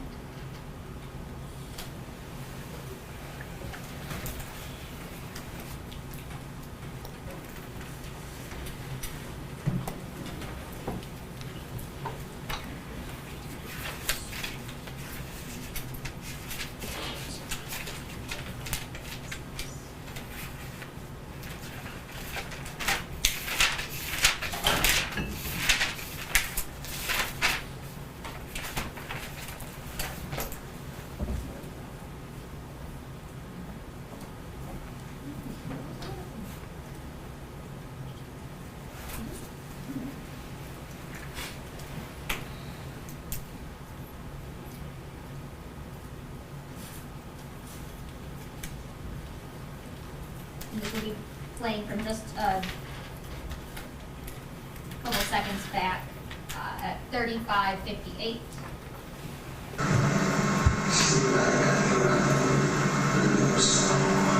Did I ask you to told her? Can I ask you? I mean, everything you understand is straightforward. I mean, can I ask you if, I'm not telling you, I'm asking you, did you see her? Okay, so, that's okay.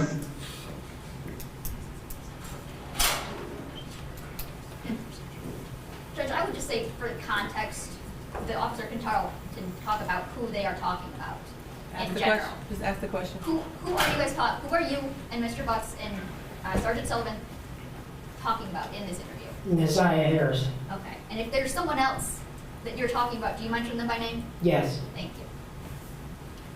Okay, overruled.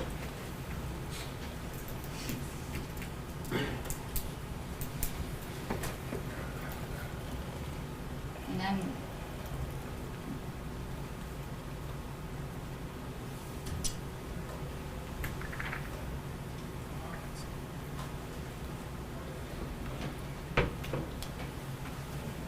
going to continue with clip 2.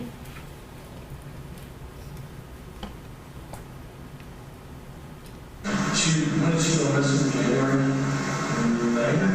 9th? So, if you know, like, how long, when was the last time you saw her before that? Like, when did she leave town? 2 days before. 2 days before, right?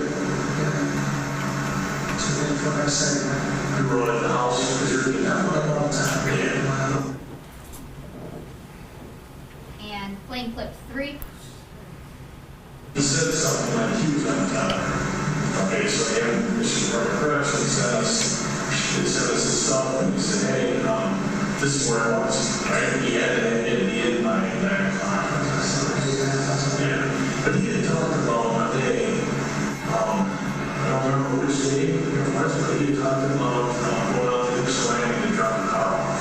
That was repaired. And he mentioned we were there, and he mentioned Zion was there. But I didn't know, that's why I'm asking, I'm not telling you, I'm just mentioning what he's saying, I'm not saying it, right? But, And playing clip 4. okay. You drew it? Okay, was anybody with you? I don't know, like I said, was there a little girl with you, or a younger lady with you? You were by yourself? Did he drive over also? What did you guys do that?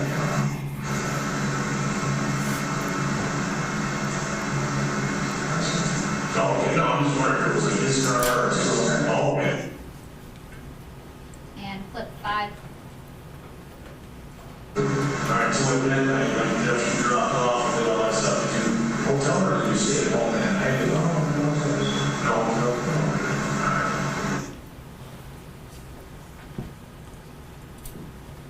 And clip 6. Tell how she would text you? Of a phone. But we said she didn't have a phone. It was a phone. So she texted you from a phone number? Yeah. Or from an app, or from it was an app, or she would text you directly to your number. It was a phone number. So it come in as a phone number, he said, I didn't, like the technology is kind of where it was coming in as a phone number. Alright, okay. I would get a call from the number. Okay. Same number? Yes. Okay. Did you remind me that's her? Yeah. Okay. So maybe And playing clip 7. And that's your phone and that's her number she's texting you, right? she's texting this is I'm going to pause at 7 seconds. What is it that you are showing Mr. Butts at this time? We had a printed out copy of the TextNow messages. Okay. And would those be the ones from people 16 to the 231 number? Yes. Okay. I'm continuing from 5 seconds. phone number on here. And then if it's sent, that means that she sent it. And if it's received, that means that he replied. Something that you that account for.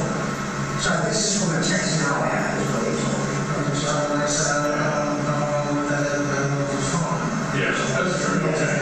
yeah, so, It converts to a phone number. okay, so that, And in clip 8. and that's what I explained to them. But this is weird on here, like for her, that send okay, if you just seen this message, so I can delete your number. That's all I didn't understand what that meant. Like she deleted the messages. I didn't understand what that meant. I thought you said that. So I responded, I said, okay, like, okay, I'll meet you, but I'll be over to the house when I get done. So I'll be over there to give you the money. So that was, you know, I would never, I guess I would pay them maybe that day or so. Okay. Or I'll pay them The next day. next day or so. How much for the delivery? And clip 9. Didn't know she was. But I see you saw her like 2 days before she went missing. Did she look fat to you? She didn't look bigger, like she might have been showing. Was she wearing baggy clothes? You didn't notice anything different, like face skin, rounder? No, you just saw her. I mean, when you see somebody every day, you don't recognize the change. When you see somebody and you don't see them for a month, you're going to notice. You never heard about her being pregnant or anything like that? That's something that's she said something. But I was like, what? I said, I'm going to see what she's having. I was like, she might be different. Because she was pregnant or something like that. And I was like, girl, I'll beat your ass like that. You know what I mean? They said, I was just like, 2 minutes, that was it.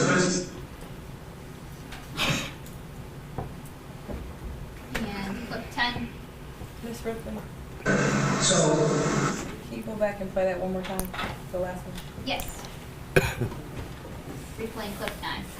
but I see you saw her like 2 days before. Did she look fat to you? She didn't look bigger, like she might have been showing. Was she wearing baggy clothes? You didn't notice anything different, like face skin, rounder?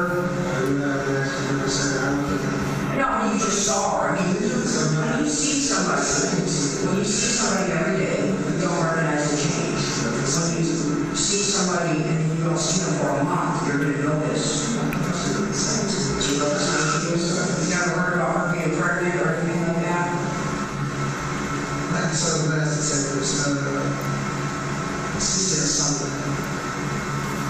But I was like, what? I said, I'm going to see what she's having. It was like she might be different.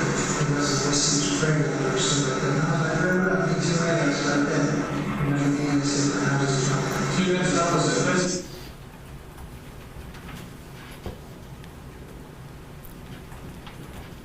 Proceeding to clip 10. so, even though it's deleted, right, this is all from the same app. And I want to make it clear though,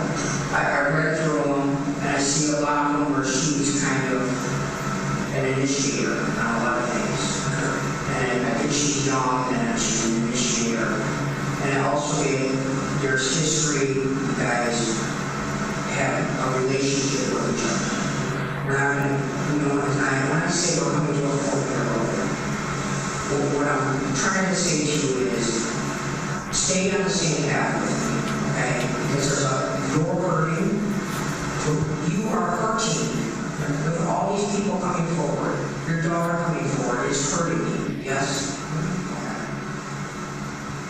Don't separate it, stay on the path with me, because your children that are out there are hurting because they're seeing all this stuff, right?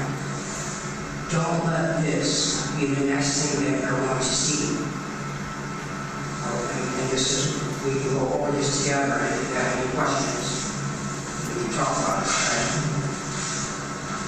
So this starts here in March. Riverside, yes, 2023. And this is where she's identified who she is. Okay? And this number here, it's all your number. It's all your number throughout all the pages. Okay? And over here is the column that says whether the person deleted the message or not. But when we talk about the herds, once you put something out there on the internet, it's here forever. And it's on a device, and it's in your email, and it's on your account. It's on jarvisgoogle.com. And everything that you search is on there. All this stuff is leading to this. And I think that there has to be a way to break the pattern.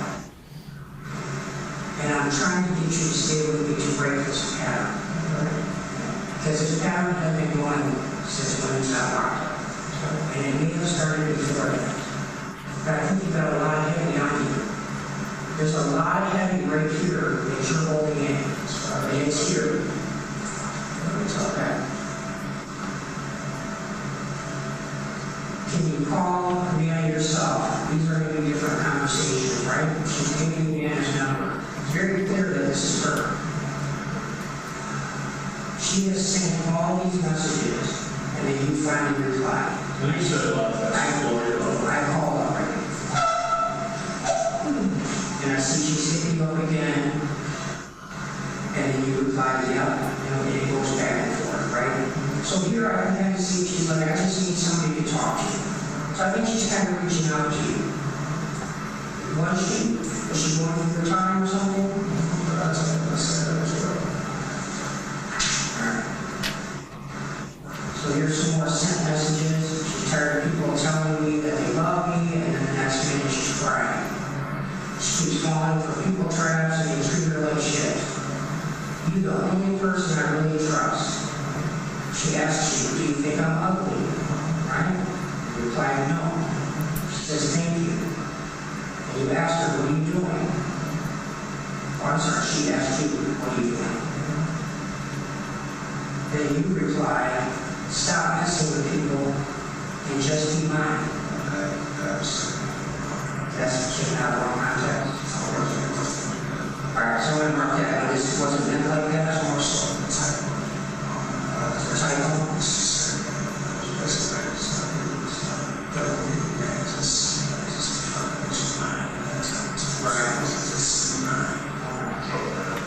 Okay, so then I see here there's like a bunch of missed calls and different things. I see there's a pattern here again. She's constantly, where are you? Are you coming to get me or what? What's going on? Yes or no, it's getting late, right? Because of the time that I'm starting to crazy out, I'm going on, I can't make it. You guys are crazy, so, okay, it's how she kept calling on the phone. You said that you wanted to do this. Alright, so, here she's sending me pictures. Do you remember what these pictures were? Those are in a separate folder. Whatever pictures she sent you. Did she ever send you anything that maybe she was trying to see if she looked to it or not, and you shouldn't have, that you put in and received it? Yeah. I mean, you received it, we know that. There's pictures, so what I'm saying is this is just a text message. So here it tells you each time there's a message, right? Alright, so this is we're still in March. Okay. Then you send some what do you mean? And you said, you heard me. And she replied, you can't do that. And then she said that she believed me when she loved me. Right? That's what Lord said, love you. All of you, I love you. Like, okay, it was like an uncle love. Oh. That's why we're talking through, because things can be confusing, right? So also the reason on the outside.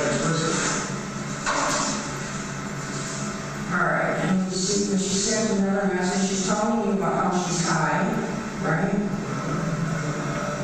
So you're like, so, and then why are you mad? What are you doing? What is the NTH? Nothing. Then back and forth, you come to get me.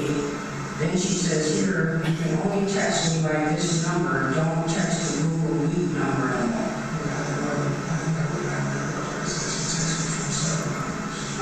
But then she finally got this app and it was like a consistent number.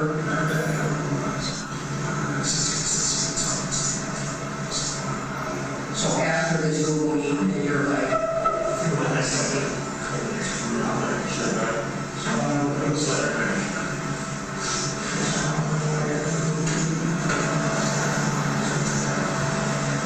yeah, because I think that might be one of the times they show her some phone. They talked about she got a phone taken away. Several phone taken away. Cell phones, tablets.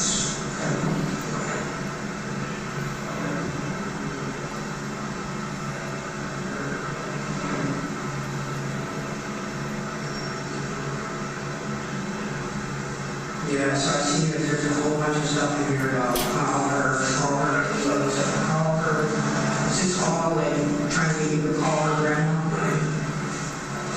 Okay, and then just maybe she was going down, just a random, I love you in there.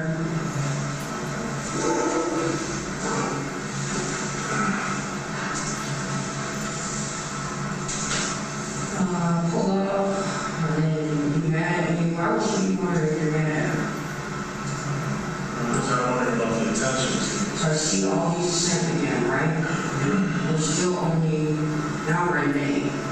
This is May. What you doing? Good morning. I miss you. I miss you too. Okay.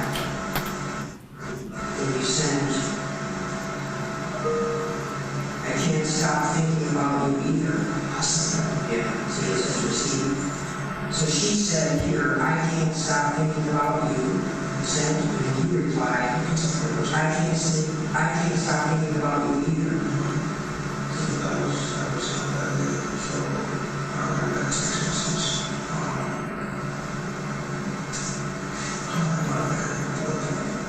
Where her mom looking for something? I'm sorry about that. That was in May of last year. So this is around the time that she got something with her mom? Yeah. Okay, so her mom here, say now, wow. So we'll see if we figure out what happened between her and mom. But she keeps asking, like, don't be mad at me. Like, can you tell me why you're mad at me? Do you remember why? Maybe because we're ignoring her? Or because you were busy? So you don't change you, you don't check them back or anything, they get stressed. Alright, so sent back and forth. Something about I told you not to go into my room. Why are you taking my stuff? Did you take something out of the room? I found some of the nonsense about you. Some of the bags close to them. And I sat downstairs. I sat out to the door around the house. Some other things. And I took a step. Okay, so this is when this is the laundry bag and you found her again? I know it's fancy. I mean, a big little...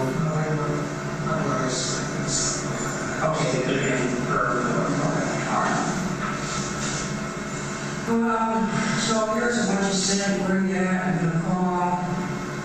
Then we're gonna get to this one, which is, this is where we're gonna stay on the same path, okay? Can you read this one? Didn't I make you come faster than ever? I'm sorry for making you mad, but do you ever think how I feel knowing that I can't have you? Is this? Yes, you try calling her. So then it goes back and forth. Then she sent you, says in June now, okay? You want to hit it from the back again? And then you asked her to send me some more pictures, please. She said me some pictures. That's what you said.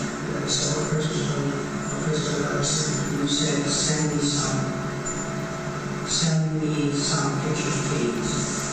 Well, that's probably the next page. So let me so, and like this, going kind of back, I'm just there. Remember what I said about, is there something maybe she's, not saying you're a victim, but is there something that she's saying to her, playing with you, right? Did she ever say anything like, I like you, sexual, anything like that, right? That's why I was asking, right? This is hard to talk about. It is. These are some of the questions that I asked. And then I didn't have sexual relations. That's it, right? We never had a sexual relationship. Never.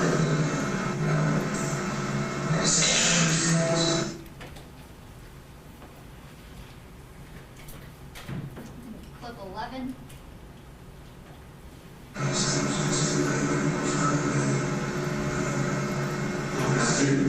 So this is going to entertain the thought of this.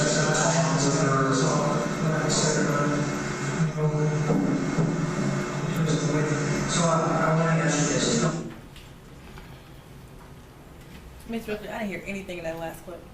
I can replay it. Okay.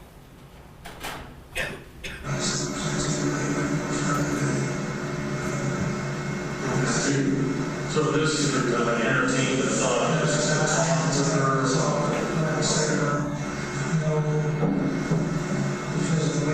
So I want to ask you this. Thank you. Are you all set? Yes. And clip 12. Send me some pictures of her after she's asking if we're going to hit her in the back again. As far as that goes, I send me some pictures. I see some pictures when I remember a few pictures of her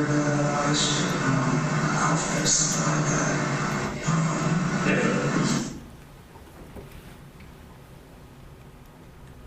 And clip 13. Alright, now we're back to the, are you coming over? I missed you, good night, call me. Then you randomly sent her on June 26th. I want some pussy. No, I didn't text that to her. I didn't text that to her. I texted that to her. I texted that to my baby's mother. So I didn't text that to her. So like I said, Hold on. You text this to Shannon? yes. So this would be in Shannon's phone? Whatever that number is that they use, like I said, So Shannon sends you text messages on it too? I sent her some text messages on her phone. Like I said, that's there. So you can have some when, whenever you come get me, call me when you want to tell, call me, I want to tell you something. You can get some today. Now here's where you can get some pussy. This is all within seconds of each other, okay? Now here's why this is not Shannon. Why is that not Shannon? Because the next sentence is, tell her you have an inspection tomorrow and they coming early. And this isn't discussions about, so you can call grandma. Yeah, so I didn't, like I said, I never had no sexual relationship. Anytime I asked, I was thinking I made some pussy, I was telling Shannon. As far as this goes,